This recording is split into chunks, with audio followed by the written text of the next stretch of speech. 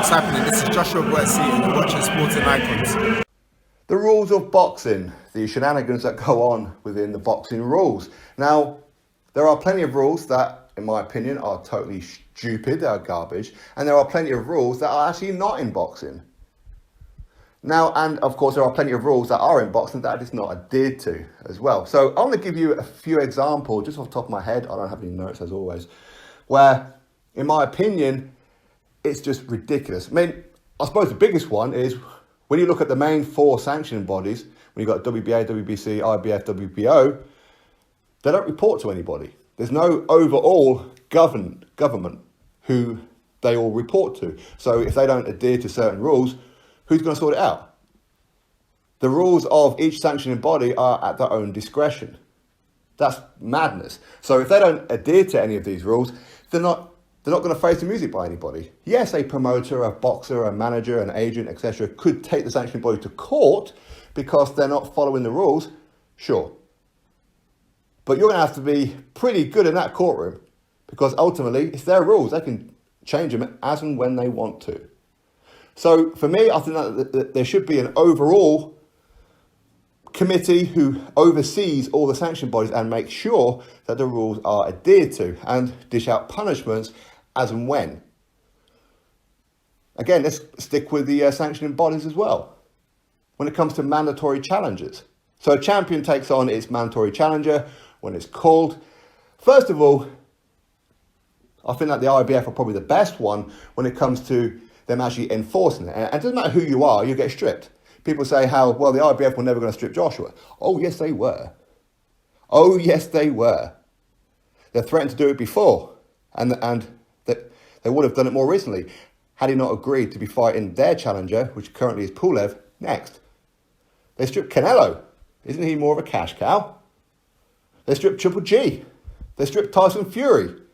And it goes on. So the IBF, they do have their rules, and when they enforce their mandatory, you will take that mandatory challenger, otherwise you will be stripped. So I have to respect them for it. Again, I don't agree with everything that the IBF do. In fact, we'll stick with the IBF just for now.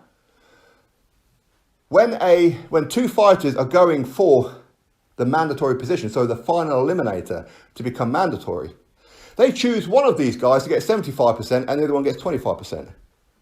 That's just ridiculous. That's stupid. Who earned that 75%? When they're both going for the same thing, when neither one of them are the mandatory. For example, Pulev against Hughie Fury. Pulev got 75%. Hughie Fury got 25%. And Pulev got to have it in his own country. Of course, his team, they won the purse bid, so they do have the right for that one. But why should Pulev get 75% and Hughie Fury get 25%? When Pulev wasn't the mandatory. It doesn't make any sense to me. So again, that is a stupid rule. Now, when we keep with a purse split, all four sanctioning bodies have different purse splits. All of them have it.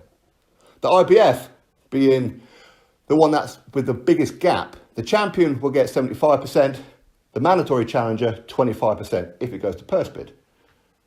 So the champion gets 75%, challenger gets 25%. We can go to the highest one, the WBO. The champion gets 60%, challenger gets 40%. So if you're a fighter, which one do you really go for? Now the other two, WBC, WBA, these guys have, again, different purse splits, 30%, 35%. In my opinion, all four of these sanctioning bodies should have the same purse split.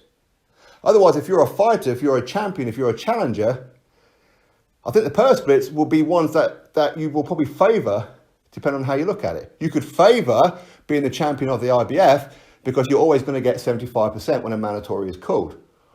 But at the same time, to become champion, you're going to have to fight the champion and only get 25%. When you could still become a world champion by fighting for the WBO, where you get 40%. So again, it's a little politics. Favoritism as well. Favoritism, my goodness. I think that with the WBO, they quite clearly favour Bob Arum and Frank Warren. And nobody going to tell me that they don't. Just look up and down the sanctioning bodies and you tell me any different. WBC, they favour the PBC and Mexican fighters. The IBF and WBA, do they favour Matchroom? Maybe, sure, why not? So there's always going to be favoritism. I don't agree with favoritism. I don't agree that a sanctioning body, a president and people within the board have close personal relationships with fighters, because it stops them being businesslike.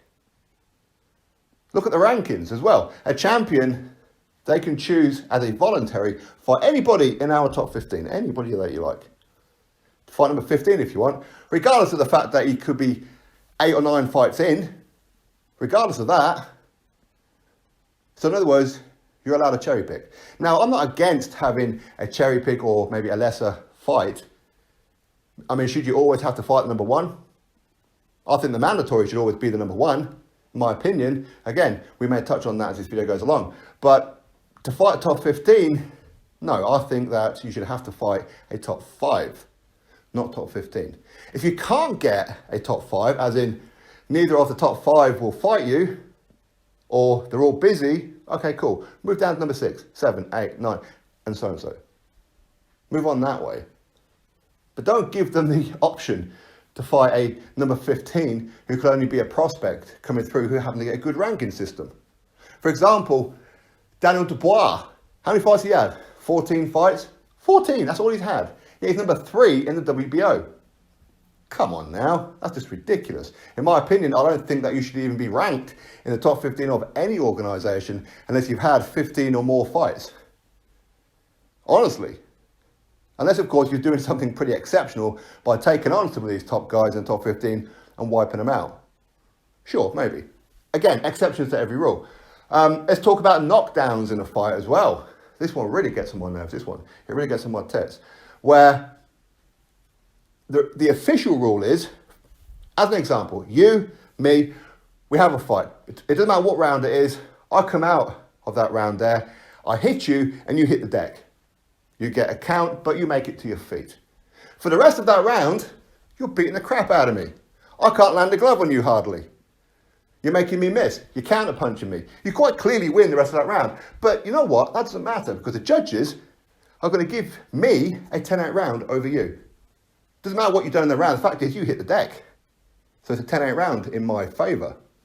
But that's not the rule. The official rule is that if I knock you to the floor, you lose 1 point. So if you get up and win the rest of the round, the official rule is that round's a draw. But you find me a judge that does that. You find me a judge that will give that a draw. They won't do it, even though it's not the rules. The rules are not automatic 10-8. For me to get a 10-8 round over you, not only do I have to knock you to the floor or well and truly dominate you, so not only do I win the round, but I absolutely destroyed you in that round, sure, 10-8 round. Again, nobody knows that rule, where if you hit the floor, it's not an automatic 10-8 round. You only lose 1 point. And if I hit you again and you hit the floor, sure, there's no way you're going to win the rest of that round, is it? So you lose, again, what happens? 1 point. So it's then 10-7 in my favour. That's how it works. Okay, but judges don't seem to adhere to that rule. They're never questioned about it. Look at Fury versus Wilder. Round number 9, round number 12. Tyson Fury gets hit to the deck. Did Wilder win the rest of that round for both of them? Either of them? I think if you watched it and you're being honest, you'll say no. Tyson Fury won the rest of that round. Before knockdown, after the knockdown, Tyson Fury won the majority of that round. So therefore, the official rule is both those rounds should have been a draw. Listen, if you think Wilder still outpops Fury in round number 12 and round number 9, in addition to the knockdown, sure, you can say it's a 10-8 round. But if you're being honest, those 2 rounds should have been a draw. But judges are never questioned about it. Drug testing. Drug testing. WBC, they have a pretty good policy. There are certain things that I don't agree with, that Mexicans get favoritism because they have contaminated meat. I don't really agree with that one. But they do implement where everybody in their top 15 must participate in VADA. But the other sanctioning bodies don't. The other ones do have, as a title fight, yes, you get drug tested. But the rest of the guys don't.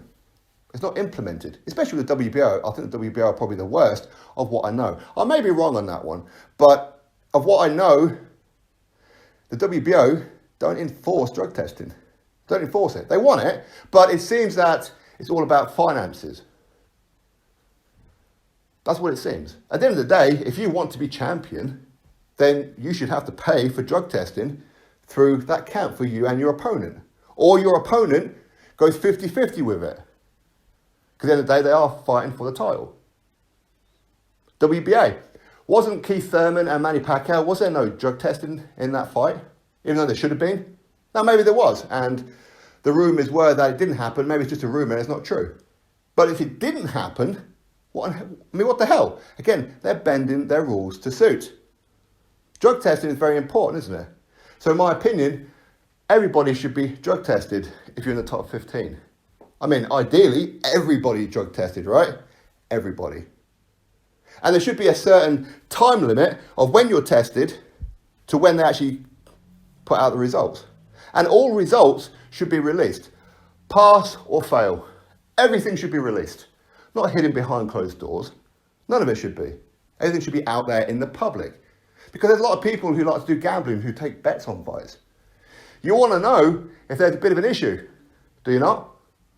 Now, okay, granted, I'm not saying that, say, for example, a fighter fails an A sample, so automatically they go for the B sample or whatever it may be, that should be released. No, not at all. Get the B sample done straight away, not months later. Get it done straight away. Test it. Get to the bottom of it. Investigate it straight away. Because at the end of the day, that's what you get paid to do, right? Not string it out for months. So again, there seems to be a lapse of rules when it comes to the sanctioning bodies. And this goes on. And it's just all the time. And I'm tired of it. I look at it and think this isn't right. And again, mandatories should be the number one. Correct? Or at least put into a final eliminator. Otherwise, what is the point of being ranked? What's the point? If your rules are your champion should fight against a mandatory challenger once every 12 months, then you enforce it. It's not your problem whether your champion can't fight a voluntary at some point because he or she is injured or can't compete or whatever it may be. Oh, well, that's your fault. That's your problem. But we want our mandatory. Once every 12 months. These are the rules. Don't care who you are. This is what you're doing.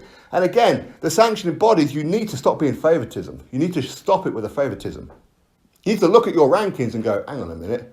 These are pretty crap. I mean, could all sanctioning bodies honestly, hand on heart, look at their rankings and go, yeah, we agree number 1 to 15 are the best 15 in the world. If you can, then you are stupid. To be honest with you, you are stupid. Again, probably the WBC probably have the best rankings, to be fair. Not necessarily in the order that we would all like, but they do tend to have the best 15 heavyweights in their sanctioning body. The other ones, listen, I've already done a video on that one, but that's just ridiculous. So again, sanctioning bodies really do need to pull their socks up. They really do need to have a look at what it is that they do. And implement. If you have rules, get them implemented. Enforce them. Don't show favoritism. These are the rules. This is our business. This is what's going to happen. Because again, some sanctioning bodies will probably favour certain fighters based on the fact that there could be a pound-for-pound fighter or a money draw. For example, the WBC. They heavily favour Canelo Alvarez because he's Mexican, because he's a cash cow. They favoured Lomachenko because he's a pound-for-pound fighter. They show favouritism towards Wilder. There shouldn't be any favoritism. He works for you, correct? He represents your company. So make him represent it in the right way. Not just them ones, of course. I mean, up and down the sanctioning bodies, fought loads of them. It always seems to happen. Now, in my opinion, I think that the sanctioning bodies need to get their act together. Honestly, they really do. And there's so many other things I could go on about, but I said, I don't want to be making an hour or two video. I mean, there's no point on it. So anyway, listen, that's my thoughts on just some of the things that's going on, really. And of course, the governments for different countries, for example, here in the UK, we have the British Boxer Board of Control. Again, who are you governed by? Some of the things that the British Boxer Board of Control do, I shake my head at them. I'm like, what on earth are you doing? It's just ridiculous. When some of these guys are calling for the British title to be on the line of certain weight divisions, what are your rankings about? What are they? Do you actually have boxing people working for you? Or do you just have complete numbskulls or family members? I don't get it. Anyway, as I said, I'm not going too much longer with this one. Drop your thoughts below about it. Click thumbs up and of course subscribe. Catch you all on the next video.